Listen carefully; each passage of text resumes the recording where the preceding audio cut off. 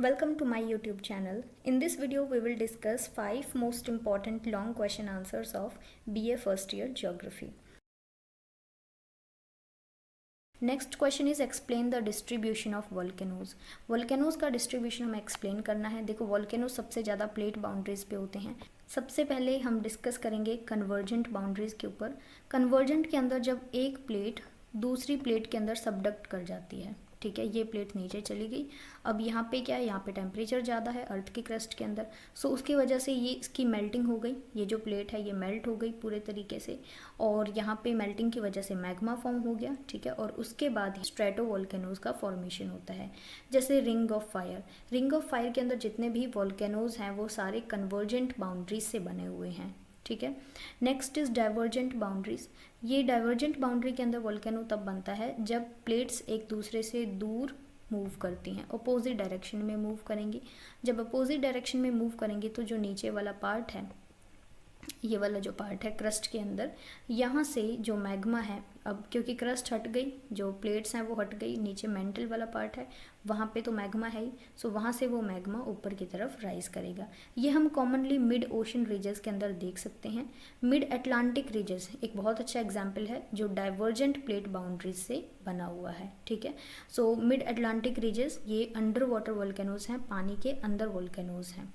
Next is transform boundaries. देखो, transform boundaries जो है ना, यहाँ पे इस तरीके से प्लेट्स का मूवमेंट होता है, ठीक है। ना तो ये दूर जाती हैं ना पास आती हैं, ठीक है। यहाँ पे हॉरिजॉन्टल मूवमेंट होता है। इनकी वजह से जब स्ट्रेस क्रिएट होगा उससे वोल्केनिक एक्टिविटीज़ होंगी, ठीक है। अब इसकी वजह से इतने ज़्यादा वोल्केनोज नहीं होते, ठीक है, लेकिन फिर भी हाँ, इसके कुछ एग्जांपल्स भी हैं, जैसे सैन एंड्रियास फॉल्ट, ठीक है, ये कैलिफोर्निया के अंदर है। यहाँ पे हमें वोल्केनिक एक्टिविटी देखने को मिलती है जो ट्रांसफॉर्म बाउंड्री या फिर हम बोल सकते हैं ट्रांसफॉर्म प्लेट बाउंड्री पर बनी हुई है, ठीक है।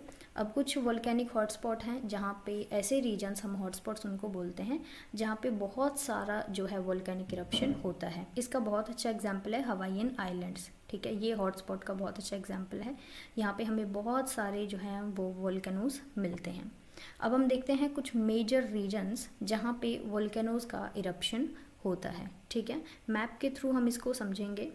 ये वाला जो रीजन है, ये वाला रीजन, और इस साइड से ये वाला रीजन, इसको हम कहते हैं रिंग ऑफ फायर। यहाँ पे बहुत सारे वोल्केनोज भी हैं और बहुत सारे अर्थक्वेक्स भी हैं, ठीक है। सो ये वाला रीजन सबसे ज़्यादा खतरनाक है। यहाँ पे बहुत सारे वोल्केनोज इरप्ट होते रहते हैं इन बाउंड्रीज़ के ऊपर। Next is mid Atlantic ridge. ये वाला पार्ट है, ये अटलांटिक ओशन वाला पार्ट। यहाँ पे भी बहुत सारे वोल्केनोज हैं, ठीक है। सो ये मैं आपको ना मैप के अंदर पॉइंट करके दिखा रही हूँ, जिससे आपके दिमाग में पूरी तरीके से सेट हो जाएगा कि किसकी लोकेशन कहाँ पर है। उसके बाद east African rift valley. Next है ईस्ट अफ्रीकन रिफ्ट वैली। ये रिफ्ट वैली अफ्रीका कॉन्टिनेंट के अंदर यहाँ पर लोकेटेड है, ठीक है। यहाँ पे भी बहुत सारे वोल्केनो इरप्ट होते हैं, ठीक है। Next is Mediterranean Asian belt. ये वाला पूरा रीजन आता है, ये मेडिटेरियन सी वाला, और इधर कुछ एशिया वाला पार्ट, इसमें हमारे हिमालयाज़ का भी जो कुछ पार्ट है वो कवर होता है, ठीक है। सो ये है मेडिटेरियन एशियन बेल्ट, ठीक है। Okay, next is Andes mountain ranges. Andes mountain south America के अंदर लोकेटेड हैं। यहाँ पे भी बहुत सारी वोल्केनिक एक्टिविटीज़ होती हैं। और लास्ट में है कास्केड रेंज, और कास्केड रेंज नॉर्थ अमेरिका के अंदर इस रीजन में है, ठीक है। यहाँ पे भी बहुत सारी वोल्केनो एक्टिविटी होती हैं। चलिए, सो हमने देख लिया कौन कौन से रीजन्स हैं। सबसे इम्पॉर्टेंट रिंग ऑफ फायर, उसके बाद मिड अटलांटिक रीजस, ठीक है। उसके बाद हमने ये अफ्रीका के अंदर रिफ्ट वैली, ठीक है, मेडिटेरियन और Asian belt, Andes mountain range और कास्केड रेंज, ठीक है। सो ये ऐसे रीजन्स हैं जहाँ पे बहुत सारे वोल्केनिक एक्टिविटीज़ होती हैं। Next is factors influencing distribution of volcanoes. First is chemical composition of magma. अगर मैग्मा बसाल्टिक है, ठीक है, उसकी वजह से शील्ड वोल्केनोज बनेंगे, और अगर मैग्मा के अंदर एसिड की मात्रा ज़्यादा है उससे स्ट्रेटोवोल्केनोज फॉर्म होंगे। हिस्ट्री ऑफ वोल्केनिक इरप्शन, इसके अंदर देखो, अगर किसी रीजन के अंदर वोल्केनिक इरप्शन होते रहते हैं, सो इससे हमें फ्यूचर के अंदर पता चल जाएगा कि हाँ, यहाँ पे और भी वोल्केनिक इरप्शंस हो सकते हैं, और उसको फ्यूचर में किसी डैमेज होने से हम प्रोटेक्ट कर सकते हैं। ये क्रस्टल थिकनेस पे भी डिपेंड करता है। जहाँ पे क्रस्ट की थिकनेस ज़्यादा होगी वहाँ पे जो अर्थक्वेक्स हैं वोल्केनोज हैं उनके आने के चांसेस कम होंगे। उसके बाद है टेक्टोनिक प्लेट इंटरेक्शन, ये हमने देख ही लिया कि कैसे जो बहुत सारी प्लेट्स हैं वो कैसे एक दूसरे के साथ इंटरेक्ट करती हैं। अगर कन्वर्जेंट बाउंड्री है, डाइवर्जेंट है या ट्रांसफॉर्म बाउंड्री है, उस पर भी डिपेंड करता है कि वहाँ पे कितनी वोल्केनिक एक्टिविटीज़ होंगी या किस एक्सटेंट तक होंगी। ठीक है, सो ये कुछ फैक्टर्स हैं जो इनके डिस्ट्रीब्यूशन को इम्पैक्ट करते हैं। ठीक है, सो थर्ड क्वेश्चन कंप्लीट होता है। Next question number 4 is what is precipitation. Precipitation क्या है, हमें इसको डिटेल में बताना है। देखो, प्रेसिपिटेशन का सिंपल मतलब यही है कि एटमॉस्फेयर से जब पानी हमारी अर्थ के सरफेस पे आता है उसी को ही हम प्रेसिपिटेशन कहते हैं। अब अगर ये लिक्विड की फॉर्म में आएगा तो उसको हम रेन कहेंगे, और अगर ये आइस की फॉर्म में आएगा तो उसे हम स्नो कहेंगे। ठीक है, अब प्रेसिपिटेशन बहुत इंपॉर्टेंट है क्योंकि प्रेसिपिटेशन से फ्रेश वाटर हमारी अर्थ के सरफेस पे आता है। ठीक है, और ये बहुत असेंशियल है हमारे ग्राउंड वाटर के लिए भी और सरफेस वाटर बॉडीज़ के लिए भी। फ्रेश वाटर की मात्रा इंक्रीज होगी। ओके, अब ये हाइड्रोलॉजिकल साइकिल का एक सेंट्रल एलिमेंट है। हाइड्रोलॉजिकल साइकिल को हम वाटर साइकिल भी बोलते हैं। सबसे पहले जो हमारी लैंड का सरफेस है यहाँ से इवेपोरेशन हुआ। इवेपोरेशन होने की वजह से क्लाउड फॉर्म हुए। क्लाउड फॉर्म होंगे, उसके बाद फिर रेनफॉल होगी, फिर से वो वाटर ग्राउंड पर पहुंचेगा, ग्राउंड से फिर इवेपोरेट होगा, और ये पूरा साइकिल कॉन्टिन्यूसली चलता रहता है। ठीक है, अब हम देखते हैं टाइप्स ऑफ प्रेसिपिटेशन। सबसे पहले रेन के अंदर क्या होगा, लिक्विड वाटर ड्रॉपलेट्स हमारे क्लाउड से अर्थ के सरफेस पे गिरते हैं। ठीक है, रेन को हम डिवाइड कर सकते हैं, कभी कभी कम रेनफॉल होती है और कभी कभी बहुत ही हैवी डाउनपोर होता है। ठीक है, चलिए नेक्स्ट है स्नो। स्नो का मतलब है कि आइस के छोटे छोटे क्रिस्टल्स जब हमारी ग्राउंड पर गिरते हैं उसको हम स्नो कहते हैं। ठीक है, इसको कहते हैं बर्फबारी होना। ठीक है, क्योंकि क्लाउड्स ठंडे होते हैं और वहाँ से जो आइस की फॉर्म में प्रेसिपिटेशन होता है। Next is slit. इसके अंदर छोटे छोटे आइस की जो ड्रॉपलेट्स हैं वो नीचे गिरती हैं। इसमें क्लाउड से जब रेन ड्रॉप्स नीचे आती हैं और मानो कि यहाँ पे कोल्ड एयर है। ठीक है, अब कोल्ड एयर के कांटेक्ट में आके ये आइस की फॉर्म में कन्वर्ट हो जाती हैं। ठीक है, अब यहाँ से तो रेन ड्रॉप की फॉर्म में थी, यहाँ पे आके आइस में कन्वर्ट होगी और उसके बाद ये ऐसे लगता है कि जैसे बर्फ़ के छोटे छोटे टुकड़े नीचे गिर रहे हों। ठीक है, इसके फॉर्मेशन के लिए कोल्ड एयर की एक लेयर का प्रेजेंट होना ज़रूरी है। Next is hello. इसको हम ओले भी कहते हैं। ये बर्फ़ के छोटे छोटे गोले होते हैं, वो बहुत ही स्पीड के साथ जब हमारी अर्थ के सरफेस पे गिरते हैं। अब इसके गिरने की वजह से देखो बहुत ज़्यादा डैमेज होता है क्रॉप्स को भी। ठीक है, हमारे व्हीकल्स को भी, बिल्डिंग्स को भी। They form in strong thunder storms. और ये जब आइस के गोले हैं, अब ये बहुत ही छोटे भी हो सकते हैं और इनका जो साइज़ है वो वेरी करता है। ओके, बड़े भी हो सकते हैं। Next is drizzle. ड्रिजल का मतलब है और बहुत ही लाइट रेन होती है, हल्की फुल्की बारिश होती है। ठीक है, अब इससे क्या होता है कि जो हमारे क्लाउड्स होते हैं ना उनके अंदर इतना ज़्यादा पानी नहीं होता। ठीक है, जो नीचे क्लाउड्स प्रेजेंट होते हैं नीचे वाली लेयर के अंदर, ठीक है, वहाँ पे कंडेंसेशन का प्रोसेस होता है और उसके बाद ये स्लोली हमारे ग्राउंड के ऊपर गिरती हैं। ठीक है, इनसे कोई ऐसा नहीं होता कि जब ड्रिजल हो रही है तो उससे हमारे जो सरफेस है उस पर पानी चलना शुरू हो जाएगा, नहीं, इतनी ज़्यादा बारिश नहीं होती, बस बहुत ही हल्की हल्की छोटी छोटी बारिश की बूंदें जो हैं वो गिरती हैं। चलिए अब हम देखते हैं कि प्रेसिपिटेशन का हमारे एनवायरनमेंट के अंदर क्या रोल है। सबसे पहले प्रेसिपिटेशन हमारे लिए एक फ्रेश वाटर का बहुत ही प्राइमरी सोर्स है और इम्पॉर्टेंट सोर्स है। ठीक है, ग्राउंड वाटर रिचार्ज हो जाता है। ओके, ये पॉइंट 2 बार लिख दिया। उसके बाद जो हमारे सरफेस पे जो वाटर बॉडीज़ हैं उनके अंदर फ्रेश वाटर की मात्रा इंक्रीज हो जाती है। बायोडाइवर्सिटी के लिए भी बहुत इंपॉर्टेंट है। ठीक है, क्योंकि फॉरेस्ट के अंदर तो कोई पानी लगाएगा नहीं, फॉरेस्ट को तो प्रेसिपिटेशन से ही पानी मिलेगा। ठीक है, अब ये लोकल और रीजनल क्लाइमेट्स को भी इन्फ्लुएंस करता है और इरोजन के अंदर भी इसका कंट्रीब्यूशन है। Impact of humans on it's pattern. Precipitation के पैटर्न्स के अंदर ह्यूमंस अपने अर्बन इंफ्रास्ट्रक्चर और डिफॉरेस्ट्रेशन से इम्पैक्ट करते हैं। डिफॉरेस्ट्रेशन के अंदर हम एक फॉरेस्ट को कट कर देते हैं। ठीक है, वुड को यूज़ कर लेते हैं। सो जहाँ पे फॉरेस्ट नहीं होगा, ग्रीनरी नहीं होगी, वहाँ पे ऑटोमेटिकली बारिश नहीं होगी, प्रेसिपिटेशन नहीं होगा। ठीक है, question number 5, mention the factors affecting distribution of insolation on the earth surface.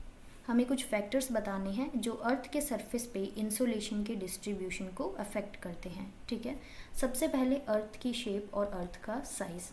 चलिए, जो हमारी अर्थ है वो ऐसे नहीं रोटेट करती, जैसे हम ये सन मान लेते हैं और ये हमारी अर्थ है। सो इक्वेटर यहाँ पे है। ठीक है, अब ये ऐसे ही रिवॉल्व नहीं करेगी। हमारी जो अर्थ है ना ये थोड़ी सी झुकी हुई है। ठीक है, इस तरीके से। तो डायरेक्ट जो सन की लाइट पड़ती है वो इक्वेटर पे ना पड़ के इस वाले रीजन के अंदर पड़ती है, ये जो रीजन है यहाँ पे, ठीक है।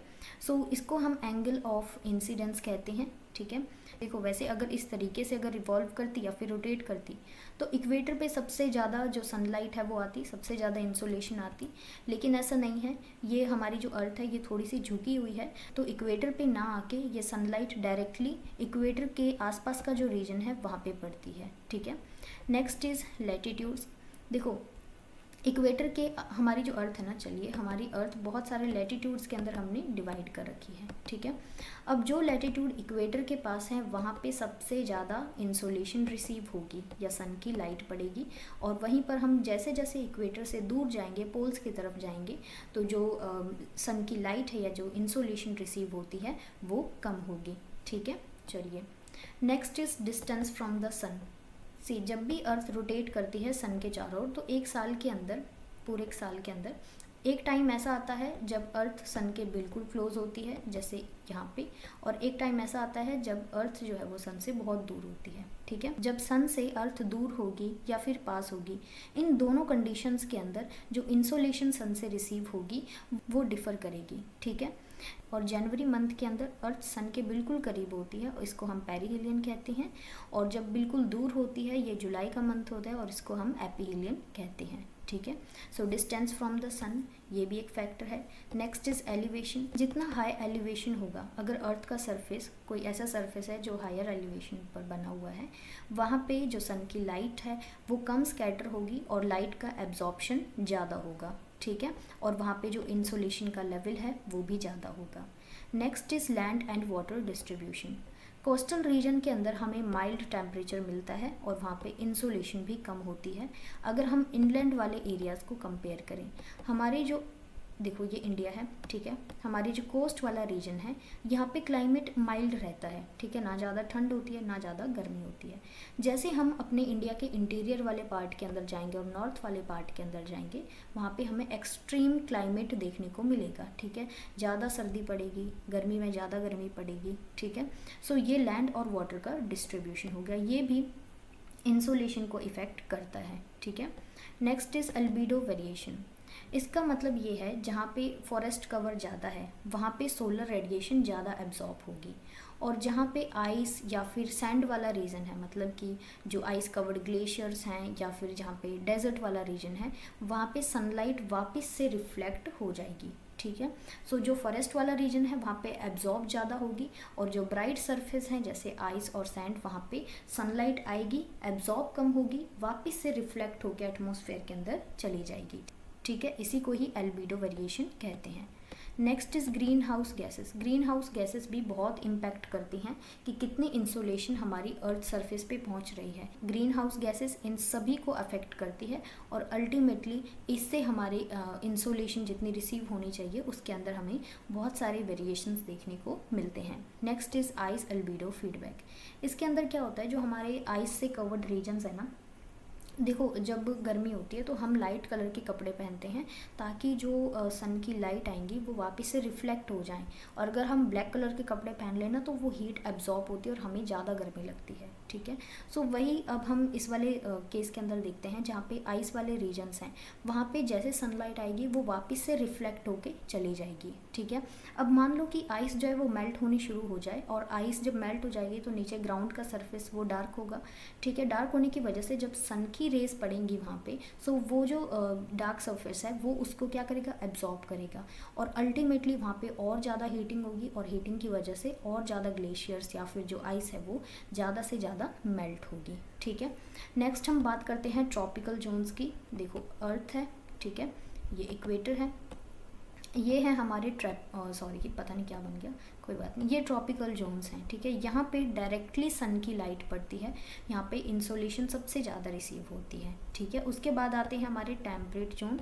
ये टेम्परेट जोन है, यहाँ पे जो इंसोलेशन रिसीव होती है उसके अंदर सीजनल चेंजेस देखने को मिलते हैं, मतलब सीज़न टू सीज़न ये चीज़ डिपेंड करती है कि कितनी इंसोलेशन रिसीव होगी। उसके बाद हम बात करते हैं पोलर रीजन्स की। ये नॉर्थ पोल है और ये साउथ पोल, यहाँ पे सबसे कम इंसोलेशन रिसीव होती होती है। ठीक है, सो ये हमने देख लिया कि कौन कौन से फैक्टर्स हैं जो इंसोलेशन के डिस्ट्रीब्यूशन को इम्पैक्ट करते हैं या अफेक्ट करते हैं। ठीक है, चलिए, सो इससे पहले हमने बाकी जो चीज़ें थी वो कवर की हैं। ओके,